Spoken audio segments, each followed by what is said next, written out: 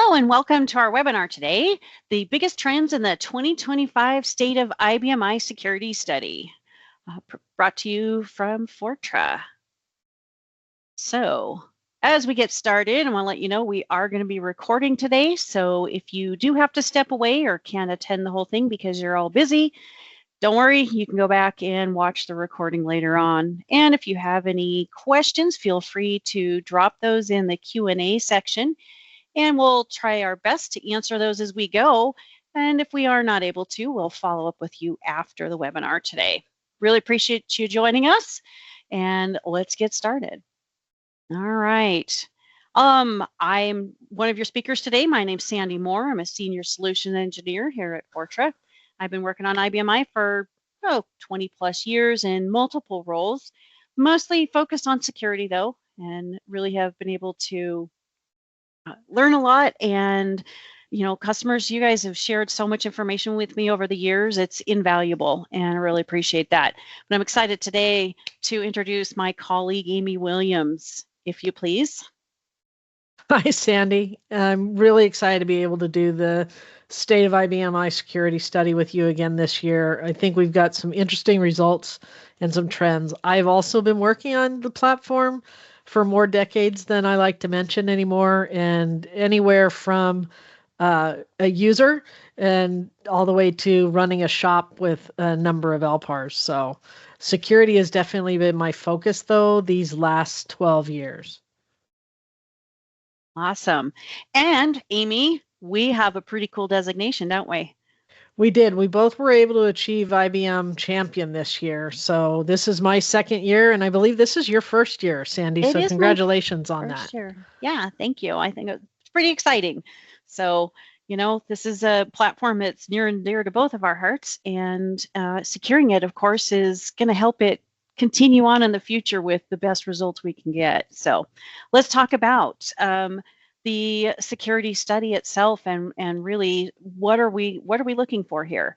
So Fortra, your study sponsor, we've been providing security products for IBM for decades, along with comprehensive security services, as well as a member of the PCI Standards Council and the publisher of the State of IBM Security Study that we're going to be talking about today since 2004. So, we have had a lot of experience with security on IBM, and we've been around for a very long time and have seen a lot of interesting things. And we really like to pull this together and provide you with some insight into what we've seen. So you're probably wondering what's this security study all about and why are we doing this? Well, we really feel that it's helping the community to understand what the security exposures are. If you don't know what your exposure is, you can't fix it. And what we do is try to prioritize these activities around mitigating the security exposures so that you really have a way of approaching it that is achievable. We don't want to flood you with information that you're not going to be able to ever get to. And this really helps you to justify those security projects with your management and allows you to get that space and time and even budget in order to start tackling what is probably one of the most important things on the platform. Now, the reason we know what's going on with security and are able to give you this insight is that we actually collect information every year from our security scan for IBM. And this is a tool that is free. We don't charge for it. So you really have an option of whether or not you want to submit your data when you run our scan to actually participate in the security study. And we provide additional information with a review as well at the end to give you more information about what is happening on the system.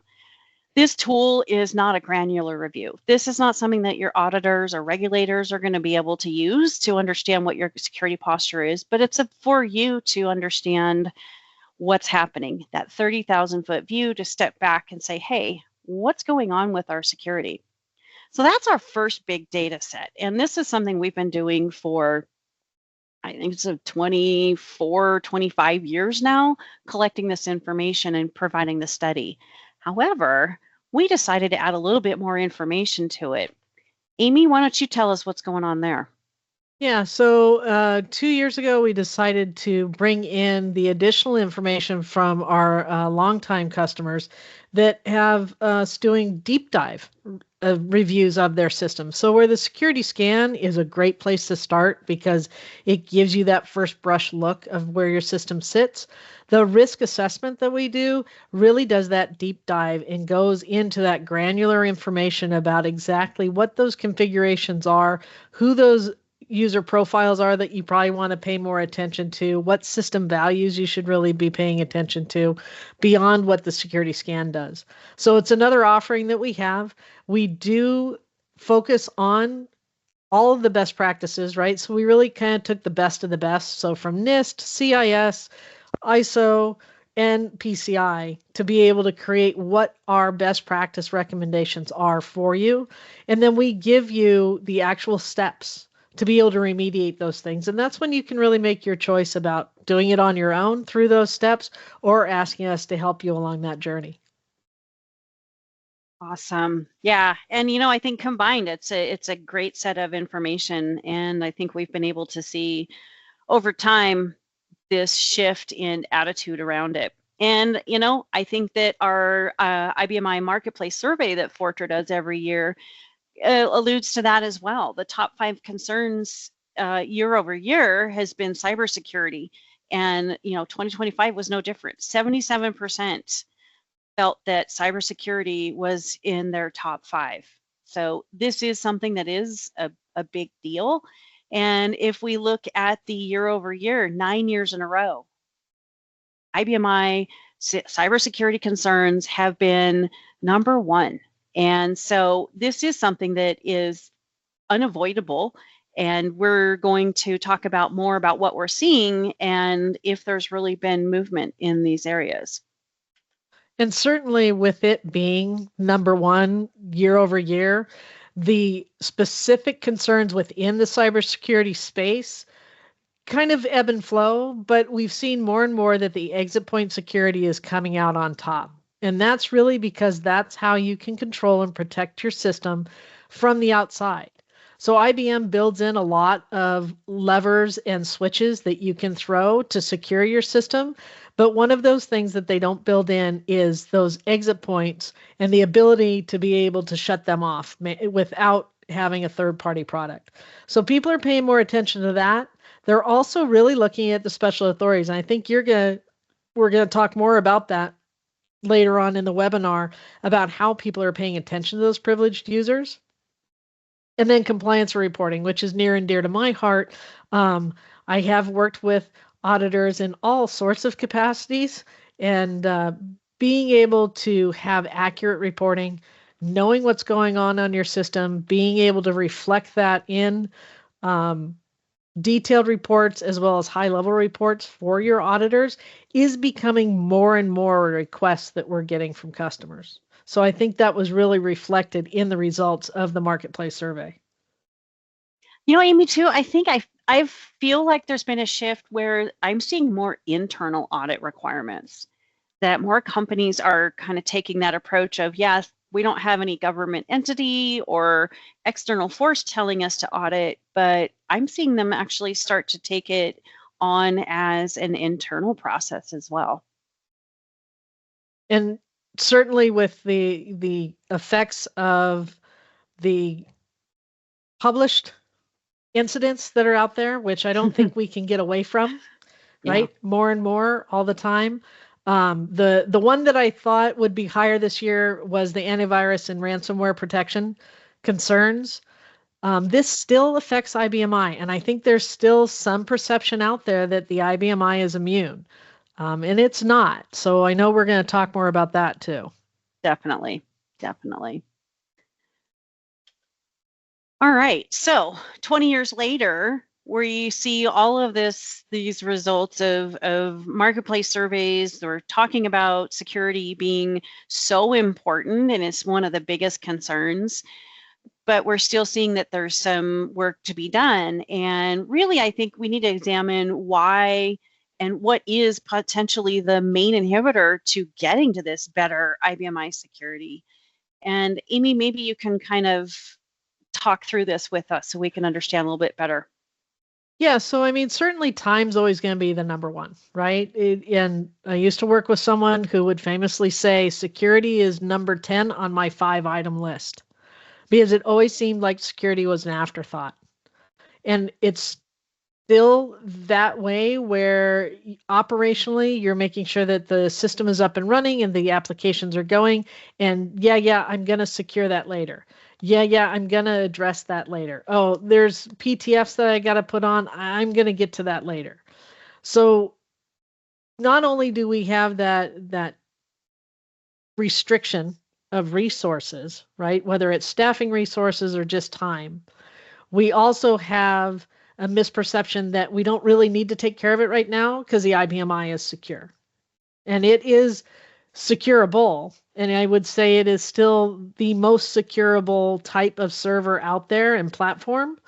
But a lot of people are like, it's just the IBMI. Nobody knows about it. But that's not the truth anymore.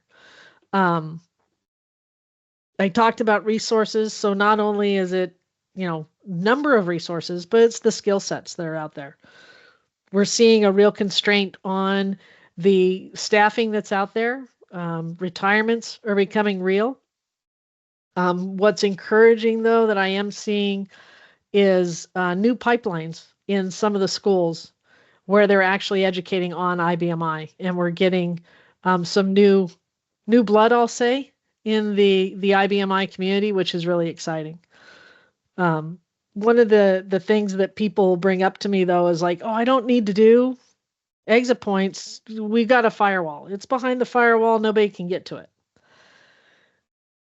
Article after article after article is talking about insider threats. And it's not always bad actors. It's not always intentional.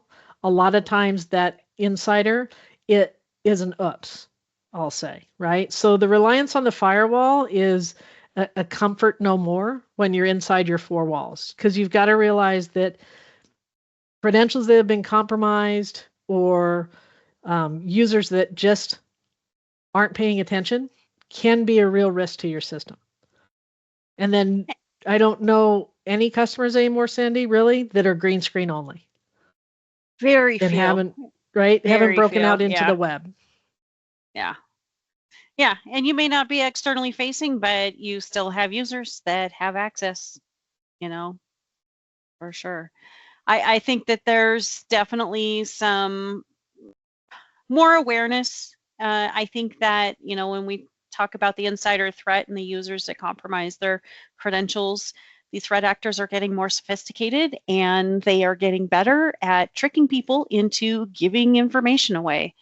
And that just means we need to ensure that core server is well secured. All right. So how are we going to do that? What are the kinds of things we can really examine and figure out what we're doing here? I would like to see that we make a difference in the way that we approach security on IBMI. So we have collected all of that information that we talked about from the security scans and the risk assessments and pull that data together, and our 2025 edition of the State of IBMI Security Study is available on the website. So I invite you to download it. It is interesting. There's a lot of data in there that we're not going to be able to cover today, but it is important, and I think it'll give you some insight, maybe some motivation to start acting and to start getting to this better place. And So let's deep dive. Yeah. certainly we're not going to be able to cover all of them, but Yeah. I know we're going to hit some high levels. And the first one that we're Absolutely. going to hit is one of my favorites because it really amazes me that still today, so many systems are not running at a minimum of level 40. So it's better than it's been. We only had 12% that were less than 40 or 50 this year. But that level 20 or 30, which is the most common, but we did have a system at level 10 that we had. They've got some configurations that allow for authorities to be somewhat bypassed and exploited and taken advantage of. So moving to that next level of security, 10 and 20, it's so important that IBM now no longer lets you even set your system to level 20 once you've set it to 30 or 40 when you're at OS 7.5. And when you do an actual hardware migration to 7.5, if you're at level 20, when you restore, you will be at level 30. So just a heads up for those of you that are still working towards that 7.5 upgrade and that hardware migration. It will make those changes to your user profiles, taking away that all object and save sys. The next one that still astounds me is password levels. So there's now 4 options at OS level 7.5. You can go all the way to level 4. So what level 4 has done, it's still the same amount of complexity of 128 characters, upper and lower case, but what they've done is they've increased the encryption level on the hash. So they've now used a SHA-512 encryption level. Level 0 and 1 are not case sensitive, and they are limited to 10 characters. So barely meet the minimum standards set by NIST. They do not meet those minimum standards set by the PCI Council in version 4. The minimum for PCI is 12. And levels 2 and 3 will allow you to do that, right? So you can make your passwords complex along with your Microsoft or whatever your enterprise networking of choice is, so that users don't have to remember different ways they have to compose those passwords when they're moving from system to system. And let's face it, we have a lot of passwords in our lives, right? And this is just one more that we have to keep track of. So the easier you make it for your users to have streamlined password configurations, the better. Absolutely. And, I mean, I always think of the password as either the first or the last stop, right? They're at the door. They've gotten to the system. This is the only thing now that's going to prevent them from getting on the server. Absolutely. So, yeah. So what about these other passwords? I mean, those are good system values that really help to protect the integrity of the system and how people get on the system. But we have this pesky default passwords that continue to be a problem. And, when we talk about passwords being the last ditch effort, the last thing before we get to the system, all other layers have allowed somebody to get through. Now we have this default passwords that we continue to see high level of averages on these systems. And if you're not sure what a default password is, it's for the user ID and the password matches. So this is definitely a problem that we see. And when we look at previous years, the numbers are down somewhat, but the fact that we're still talking about, on average, 62 profiles enabled on a server last year that had default passwords. That's a lot of profiles with that matching. So, really what we'd like to see is that administrators stop using the default password as a fallback, and that if there is some sort of default that's given to a user before they're able to sign on, when you create the profile, make sure that you're setting that password to expired. We do see over and over again that these password expirations may not be set, and we have people that are able to continue accessing the system with that initial password, and it never gets reset. We think about someone with those default passwords. If you are unsure if you have any users on your system, and I do have, when we look at these results on individual basis with customers doing security scan reviews, they would say, no, we don't have anybody. And we'll find there's, upwards of 50 profiles. And so best thing to do there is run an analyze default password report and figure out what you do have on the system. Which profiles are there? If you do have profiles that you are actual users, human users that are signing on to the system, set them to expired, force them to change it immediately. Make sure that you have developed a better plan for onboarding. And consider with using the Q password rule system value to ensure that these passwords are aligning with the standards. minimum limit profile name, and they all create change.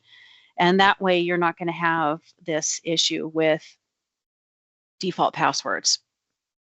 Yeah, certainly using those special values in the password rules is a great way to absolutely prevent a default password from being able to be created on your system going forward, because we all know that we'll correct problems and we'll fix a lot of stuff, and then that creep happens and we're kind of back where we were again. So IBM is certainly continuing to introduce functionality for us to be able to limit the pain that we can continue causing ourselves, I like to say. So putting Absolutely. those two values in are super important. Absolutely. Another one that, we get all these users, right? Users with access to the system with potentially not great passwords. What about all those administrators, Amy? Oh, there's more all the time. So what I will say is that it's started to trend down, and it's great to see that all object is trending down, but I'm still hard pressed to find a shop that has 136 administrators. So when we're looking at what an administrative privilege is, technically speaking, any of the special authorities is an administrative privilege, because it elevates you from being able to just use the system as is to being able to manipulate devices, being able to manipulate audit settings, look at other users' spooled output, or ending the system. Job control is my favorite. Everybody grants job control. We can see it was still our highest this year. With job control, you can end any subsystem on the system, regardless of any other authorities that you have. So all object, if that's all you've granted somebody and you think that, well, that's okay, I haven't given them SecAdmin so they can't manipulate profiles. With all object, it is a hop, skip, and a jump to having all of the authorities granted to that user profile. So I will caution you on thinking that all object by itself is a safe configuration. And really, you want to start looking at granting privileges to those service profiles, to those other users, to just be authorized to the objects they need to be authorized to the commands they need to be authorized to, rather than just saying, oh, it's easier, I'm just going to give them all object. Because when we do that, we really are introducing a lot of needless risk into our configuration that we don't have to. And if we look at the year over year of all object, you can see that we had a spike at a curious time in our last 6-year history, right? And I think a lot of that had to do with, oh my gosh, now everybody's remote and how do we get everything to work? And this is all new to everybody. So we saw a real spike those few years, and then it's kind of started to trend down again, which I think is great, but it's still not where it needs to be, right? If you really think about how many administrators, true administrators you have in your environment, I think you'd be hard pressed to find 11. So what those risks are, and I've spoken to a few of them, but really thinking about any of those special authorities as an administrative privilege and making sure that you're only assigning them to the profiles they should be assigned to, and not forgetting that they can inherit those authorities from groups. So it might not show up on that display user profile report, doesn't mean that they don't have those authorities. So to find that out, you can do the GoSec tools, work with the user profiles, and print out that report, and it will show you exactly what authorities are assigned to the user, all the groups they're a member of, and all the authorities those groups have. It's a really great way to get visualization of who has what authority on your system. And then try and work on creating a plan for who should have what authorities, and understanding your applications and what authorities those applications really need. Very often we'll run into to situations, and I'm sure you hear this too, Sandi, where, oh, no, the vendor says we have to have all object or nothing will work. I have yet to really run into a true application that requires all object to fully function on the IBMI. So many other ways to do it that's so much better. And then when we talk about, controlling that least privilege, knowing who has those administrative rights, right? Doing temporary elevations, either having multiple profiles, so they've got to check those secondary profiles out, using a third-party tool to do that temporary elevation, or even introducing multi-factor authentication, so that when they use that elevated profile, they're truly having to prove they are who they say they are, or at least they are who is supposed to have the password and credentials to that elevated profile. Absolutely. Users, while we can't get away from having users on our systems, we have to really be thoughtful about how we're letting them in and what credentials they need when they get there.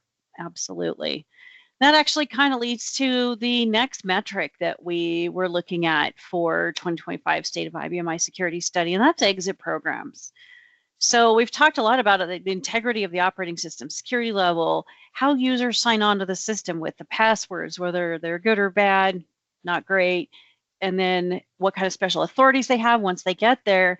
But really, you also have to think about how are people getting to the system. Green screen, it's maybe not the most common interface anymore. So how do you use the IBMI without using the green screen? You use exit points. And so these exit points allow you to put controls in place. So by default, you don't have controls for that. You have no visibility to who's coming and going off the system outside of those green screen connections. So when we look at year over year, we found actually this year that we've seen, again, an increase in the use of exit programs by companies to actually start gaining visibility to who's connecting the system and being able to start putting controls into place to actually say, this user is not allowed to use every interface. They can only use the ones we've authorized them to. And so this is encouraging too, because should be the first place security starts when you're looking at trying to lock down that external access to the system. Think of this as your exit programs as your firewall for the system. It's inside the firewall, but now we need to help protect it from all of those people that you've given access to that may or may not need to be able to have free access to every potential interface. So these exit programs, they're going to be giving you that visibility to all those entry points. They're going to give you the ability to say what somebody's able to do and restrict access based on the entry point. So let's say, for example, my profile, I'm allowed to use file server. I can use a map drive or a shared directory. It doesn't have to be mapped. Great. I have all object authority, but do I really need that all object through file server? Maybe not. Or maybe I do because of the functions I'm performing, but when I come through FTP, do we really want that user to have that? Probably not. So being able to pick and choose and to decide which doorway the user is going to use, and then be able to actually prove whether or not it happened, can give you a really great layer of security for the system. Now, if you think about what attack vectors somebody's going to use, how are they going to get to your IBMI? They're probably not going to use the green screen. So they're going to be using these other interfaces, which are the least visible unless you have these exit programs in place. So it is a big deal, and it is something that I think needs to continue to be adopted. So how are you going to do that? You can write them. It is definitely a challenge. There's a lot to it programmatically in order to first make sure that it works and your users can still do what they need to do, have that control, make sure that the system is performing appropriately. But you also have to consider if you have somebody writing an exit program to secure the system, they're now have the insight to how it works and can potentially use that to their own advantage. So you really have to be careful and evaluate. I would say move to a commercial solution, right? Not having somebody internally writing what's guarding your most vulnerable interface. So once you do that, making sure that you're monitoring that and making sure that you actually have it deployed in a manner that is restricting access for the appropriate users. So big deal. We are getting movement in it, and I think it's encouraging to see. So, yeah, no, absolutely. yeah. Which leads right into my favorite thing on the IBM I that I never kind of stopped talking about. So Sandi let me talk about it today too. And that's event auditing. So we've talked about getting visibility through those exit programs or that software firewall so you can see the traffic coming in. But there's a lot of other activity that you have built-in reporting right out of the box from IBM that you just need to turn on. What still just catches me off guard, I'll admit it, is that there's still customers that don't know about the audit journal and that auditing actually exists out there. So 7% of the systems we observed this year did not even have auditing turned on. And this is built in. This isn't something you have to buy. It's not extra. It takes up storage, but it's included with the system, and it gives you visibility to a lot, right? You can see bad password attempts. You can see user profiles getting created with elevated authorities. You can see new libraries getting created on your system or programs getting created on your system with elevated authorities. And are those programs getting created in the libraries they're supposed to be created by, right? So the audit journal doesn't exist by default. You do have to take a command to get it created and get it to start auditing. And then you've got to make some choices about what you're going to audit. And there are a number of choices, right? So you can look at authority failures. You can look at everything getting created, everything getting deleted. Service tools is one I find that people miss a lot. And service tools is the, deep, dark depths of your system. You don't want to just have anybody getting into service tools. So turn on star service and know who's using service tools on your system. These are all going to be after the fact, but this is also what would feed into your SIM solution if you have one.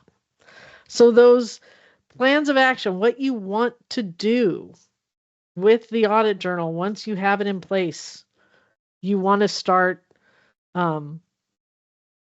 looking at what you are going to audit at both the system level and at the user level. So there are things at the user level, so commands, that can only be turned on at the user profile level. Then the ability to evaluate whether you want to take an action on those different things that are happening on your system. And this is usually done through some third-party software where it's going to examine those transactions, and then it can either send you an alert, or if you're sending it to your SIM, they should be able to alert you on different events and those common transactions that are happening that could become actually into an incident on your system. Yeah, I think too, Amy, this brings us back to those special authorities we were talking about, those admin rights. Users with audit, they can turn on and off auditing at will. So another reason why you should take those admin privileges seriously and reduce it. I've had stories where customers have told me that user turned off auditing, did something malicious, intentionally turned auditing right back on again, but there was no record of it. And that's not the kind of stories we like to hear, but unfortunately we do get them a lot. Another one is the system values get changed. I swear my invalid sign-in attempts were not set to no max, but they are now. I wonder who did it. Yeah. And certainly that's where offloading the audit journal transactions, especially the most important risky ones, is so important, because then even if they do manipulate the auditing settings, you'll know who made that manipulation, because unlikely that they know how to turn that off also. Fantastic. All right. So lots of activity going on the system. What else is going on? Viruses. Near and dear to my heart. Unfortunately, this is something I've worked with for many years, my whole career on IBMI, but yet it's one of the most misunderstood requirements is to actually scan the IBMI or integrated file system for malware. Now, we have seen an increase in adoption of having this server level scanning in place, and I'm glad to see that, because it's probably one of your most likely threats, the most likely to happen within your environment. Hopefully, if you dodge that bullet and you don't actually get your IFS involved in it, but more often than not, we do see that these systems are impacted. So 2 exit points are actually provided on the system for this virus scanning to happen. One is for scanning a file when it's opened by a user. The other one is when it's closed by a user with an update. And so it is going to give you that protection of coming and going, but you still have to add that actual infrastructure to be able to take advantage of that. IBMI needs the IFS in order to function. You have critical files that are under that file system, and if they're compromised, the system is not going to function as expected. So over the years, this has really been something that has come up again and again. We've seen some other webinars and some other examples of how systems have been dramatically impacted. And I think that over the last 9 years, we've really seen a shift in the attitude of, yes, every server should have coverage on it. You can see here from 2017 to this year, that's a dramatic increase in the number of systems that are actually performing that function to ensure that what's going on the system is not infected files. That crossover from Windows to the IBMI, it does introduce it. And the IBMI acts as a very happy host. It will hold on to that malware all day long, every day of the year, and exhibit no symptoms, but be happy to share it out to your end users. Now, it's not going to necessarily impact or infect your native objects on the system, so that qsys.lib infrastructure, it's not going to have those programs are not going to be impacted, but they can be affected by malware. And if you have a share over your root directory, which is unfortunately still fairly common, it can in fact damage the actual operating system. So making sure that you are actually treating this server as the server of record and the most important piece of your protection in your environment. A couple things you can do to mitigate this is to really make sure that you're sharing what's appropriate. Going back to only giving enough for users to be able to do their job. So instead of sharing the root directory, identify the individual directories that should be shared. And wherever you can, set it to read only. This is going to reduce that exposure to just those few folders that have, in fact, a business use for being shared. And then if you do have that root share, think about setting the authorization list that secures qsys.lib, and so that you can't actually modify and access qsys.lib from that root share.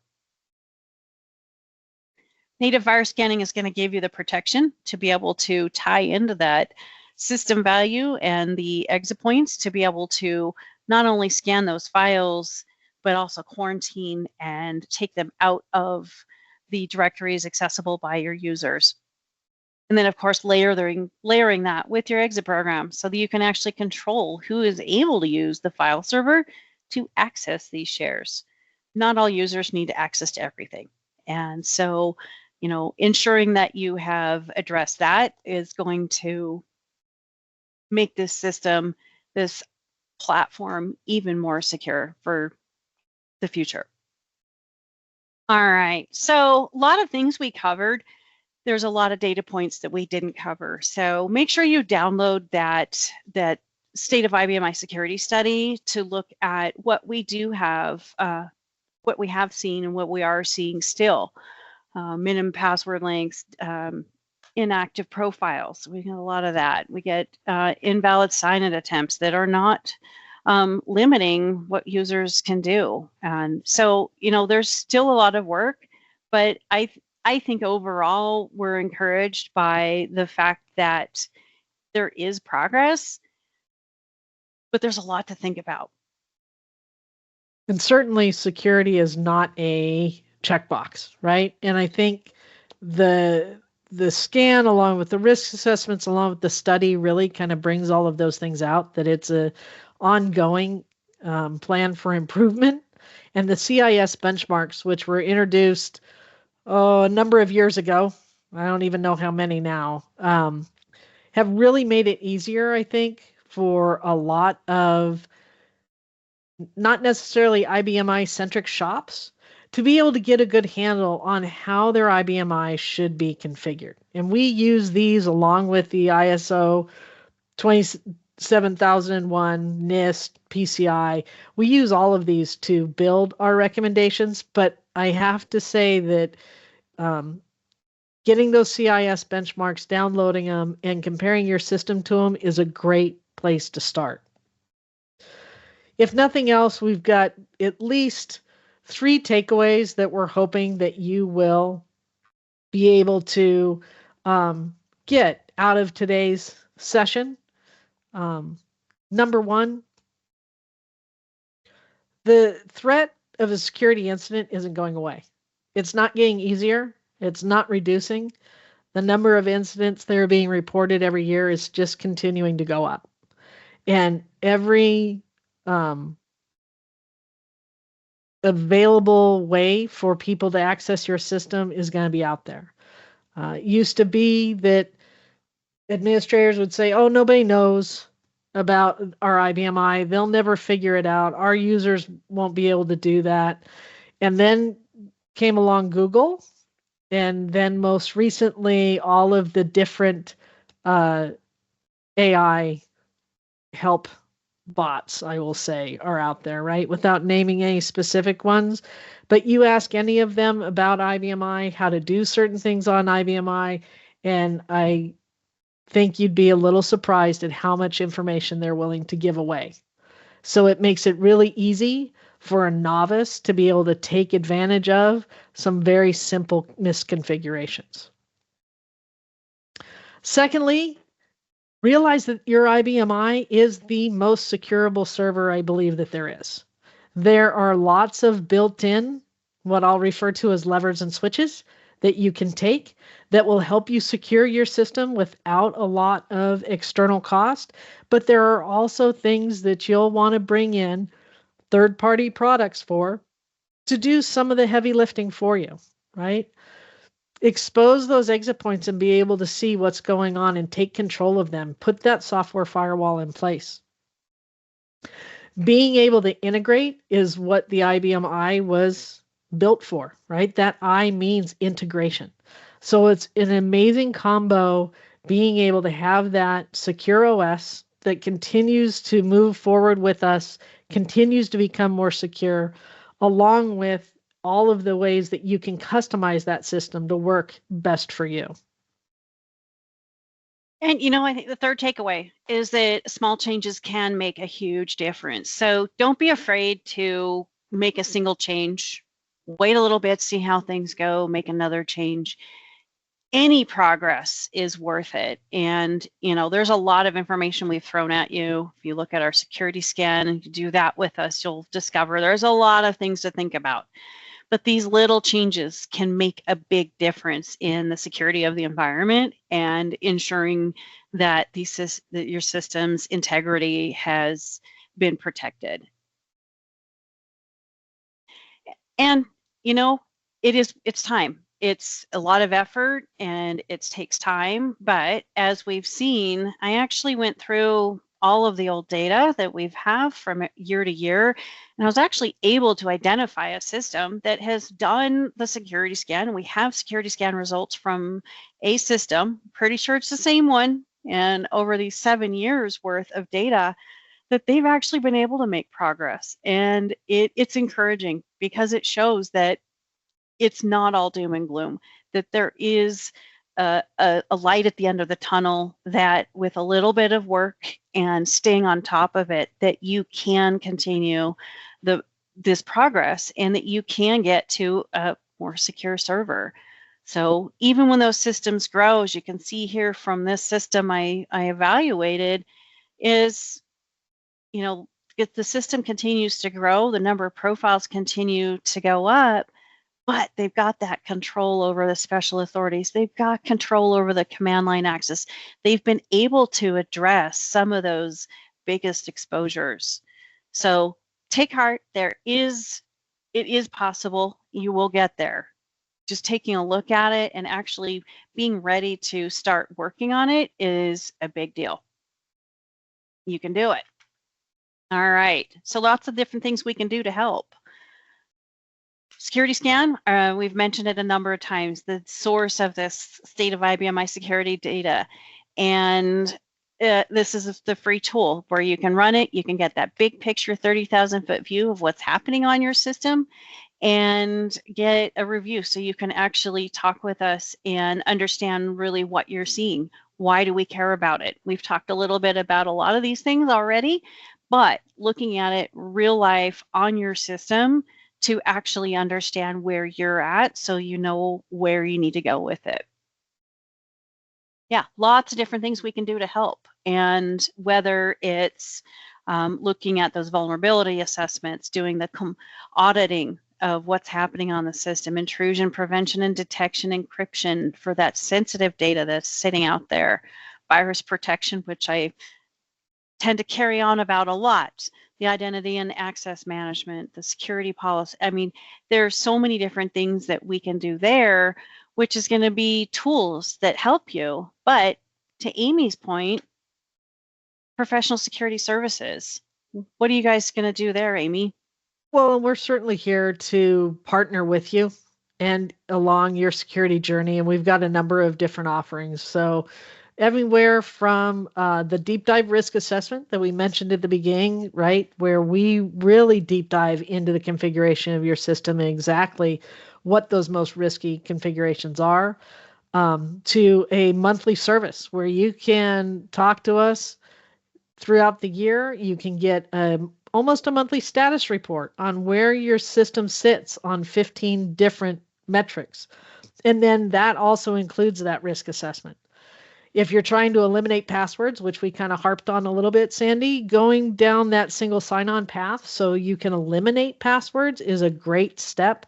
It not only reduces that lift on your help desk, but also eliminates passwords. We also have penetration testing, where if you need proof that what the risk is on the report is a real risk and it can be exploited, our penetration testing has done that for a number of customers. And then the longer path things are our architecture and our remediation. So this is when you're really ready to go down and take a huge bite of that big apple and make a plan and then actually take all of those steps to get your system to its most secure. And with those, we cover a lot of areas for security when we're talking about those with you. So anywhere from the user profiles to the system to the exit points. So if we go and look at what the CIS covers and all of the different contexts that they talk about, when you look at what Fortra can cover for you on the IBM i, we have the majority of those covered. So we can help you with your data protection. We talked about encryption briefly, account management, access control. That's where your exit points come in. Audit log management, helping you review that, being able to send it to your SIM. Malware defenses, right? That virus protection. So if you look at it from a holistic view, we've got you covered on the IBM i, and then we even go beyond that. We'll cover you across your enterprise. So we've got tools outside of the IBM i-centric focused that'll help you with DLP, help you with your endpoint control. We've got an XDR offering. So if you have a security concern, it's most likely that Fortra is going to be able to help you along that journey and help you get to a better place in your security posture. So with that, if there are any questions, I know we covered a lot today. We kind of run up against time, so if you've got those questions, don't hesitate to put them in the Q&A, and we will reach back out to you as soon as we can. Awesome. Thanks, Amy. I'm looking forward to next year's data and seeing things look even better. That this is the direction we're going. So awesome. Really appreciate your time, everyone who joined us today. If you do have any questions, again, feel free to reach out. We're happy to answer those for you. Otherwise, carry on and keep on securing your IBMI.